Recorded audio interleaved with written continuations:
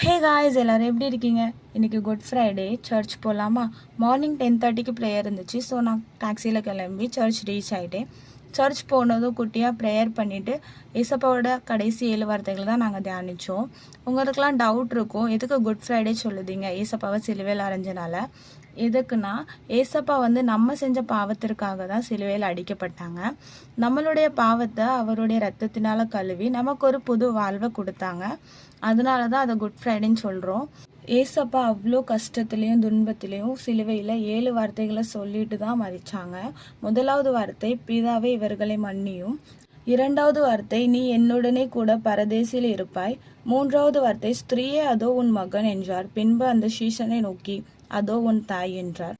நாலாவது வார்த்தை, ஏலோகி ஏலோகி லாபா சபக்ஸ்தானி, அதற்கு என் தேவனே ஏன் என்னை கைவிட்டீர் என்று அர்த்தமாகும்.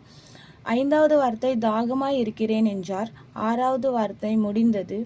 ஏழாவது வார்த்தை, பிதாவே உம்முடைய கைகளில் என் ஆவியை ஒப்புவிக்கிறேன் என்றார்.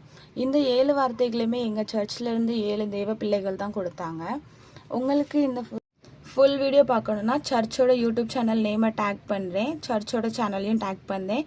கண்டிப்பாக போய் ஃபுல் வீடியோ லைவில் பாருங்கள். அதோட ஃபுல் எக்ஸ்ப்ளனேஷன் எல்லாருமே சொல்லியிருக்காங்க. அப்புறமா லாஸ்ட்டாக ஐயா கன்க்ளூஷன் கொடுத்தாங்க. ஏசப்பா சிலுவையில் சொன்ன 7 வார்த்தைகளை ஐயா அர்த்தத்தோட எங்களுக்கு எக்ஸ்பிளைன் பண்ணாங்க. அப்புறமா யாருக்கெல்லாம் கிருபாசனம் முன்னாடி ஜெபிக்கணுமோ ஜெபிக்க வர சொல்லியிருந்தாங்க. அப்புறமா ஐயா ப்ரேயர் பண்ணி ப்ரேயர் மீட்டிங்கை கம்ப்ளீட் பண்ணிட்டாங்க. தென் எங்கள் சர்ச்சில் சாப்பாடு இருந்துச்சு. ஏன்னா நிறைய பேர் பாஸ்டிங்கில் வருவாங்க.